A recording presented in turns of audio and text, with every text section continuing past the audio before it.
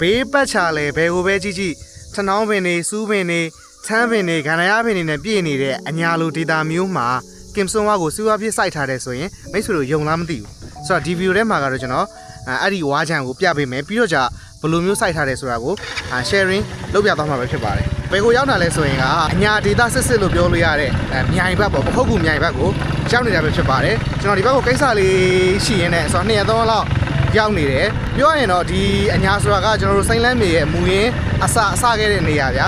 ဒီမြိုင်မှာကကျွန်တော်တို့စိမ့်လန်းမြေပြိုးချံရှိတယ်မူရင်းချံပေါ့ဆိုတော့အဲ့ဒီချံကိုလည်းကျွန်တော်နောက်ဗီဒီယိုတွေမှာပြပေးမယ်လောလောဆယ်လမ်းအချိန်တွေကတော့မိတ်ဆွေတို့မြင်တဲ့အတိုင်းပဲဗျာတော်လေးအဆင်မပြေဘူးသွားလာတာဆိုတော့အဲ့လိုမျိုးအချိန်တွေမှာရှိပါတယ်โอเคခြံရောက်ရင်တစ်ချက်ပြန်တွေ့ကြပါမယ်ဆိုတော့အခုဒါကျွန်တော်ကင်ဆွန်ဝါ channel ကိုရောက်နေပါတယ်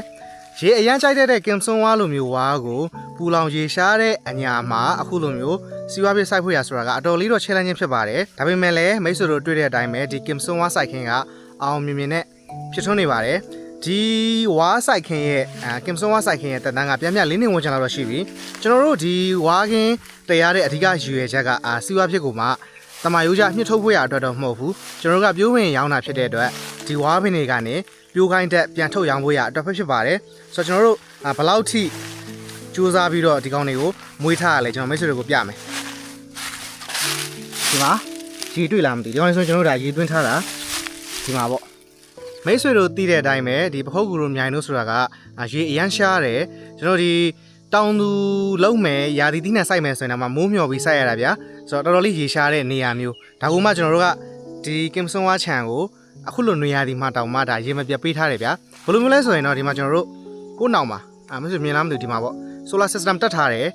ဒီ solar water pumping system နဲ့ဒီကင်ဆွန်ဝါစိုက်ခင်းကိုရေပေးခြင်းဖြစ်ပါတယ်ဒီမှာကင်ဆွန်ဝါအပင်ရေစုပေါင်းအပင်ဆိုတာထက်ယုံပေါ့ဝါယုံ300ဝန်းကျင်လောက်တော့ရှိမယ်ဆိုတော့ဒီ300ဝန်းကျင်ကနေကျွန်တော်တို့နှစ်စဉ်ပြိုးခိုင်းဓာတ်တွေထုတ်တယ်ကျွန်တော်ချာမရောင်းနေတဲ့ကင်ဆွန်ဝါတွေဆိုတာကလည်းဒီဝါပင်တွေကနေထုတ်ယူထားတဲ့ထုတ်ယူရောင်းတဲ့ဆိုတော့ပြိုးပင်ဂိုင်းဓာတ်တွေပဲဖြစ်ပါတယ်ဒီကင်ဆွန်ဝါစိုက်ခင်၄နှစ်သက်တမ်းအတွင်းမှာအခုလိုမျိုးအရွယ်ရောက်ဖို့ရကလွယ်ကူအဆင်ပြေနေခဲ့တာတော့မဟုတ်ဘူးရှေ့မှာကျွန်တော်ပြောခဲ့သလိုပဲအတော်လေး challenge ဖြစ်ခဲ့တယ်ကိုဆိုးတာကဒီမှာမြေနေရအမျိုးအစားတွေရာသီဥတုပတ်ဝန်းကျင်အခြေအနေနဲ့ရေရရှိမှုကဒီကင်ဆွန်ဝါစိုက်လို့ကောင်းတဲ့ပုံမှန်အခြေအနေမှာရှိမနေဘူးဆိုတော့ကြဒီမှာကျွန်တော်တို့ရှိတဲ့ဝါတွေကပုံမှန်ကြီးချင်းတလောက်တော့ကြီးမနေဘူးဗျာဆိုတော့အဲ့တစ်ချက်တော့ရှိတယ်ဆိုတော့ဘလို့အခြေအနေမျိုးကကင်ဆွန်ဝါစိုက်ဖို့အကောင်းဆုံးလို့ပြောလို့ရလဲဆိုရင်ဆိုတော့စနေရသည်မပြတ်ရေပေးနိုင်တဲ့နေရာမျိုးတွေဒါဥမာအားဖြင့်ဒါတဘာဝရေအရင်းမြစ်လို့ပြောလို့ရတယ်မြစ်တွေချောင်းတွေနဲ့နီးတဲ့နေရာမျိုးတွေဆိုတော့တဲနှုံးမြေအမျိုးအစားမြေနေရာတွေမှာစိုက်မယ်ဆိုရင်ကပို့ပြီးတော့အဆင်ပြေတယ်ဆိုတော့စီးပွားဖြစ်အနေနဲ့ဘလို့သူမျိုးတွေစိုက်တင်လဲဆိုရင်ဒီစနေရသည်ပတ်လုံးမြစ်ကိုစီးပွားဖြစ်ထုတ်ယူနေတဲ့သူတွေအနေနဲ့လုံးဝစိုက်တင်တဲ့ဝါမျိုးစိတ်ပဲဖြစ်ပါတယ်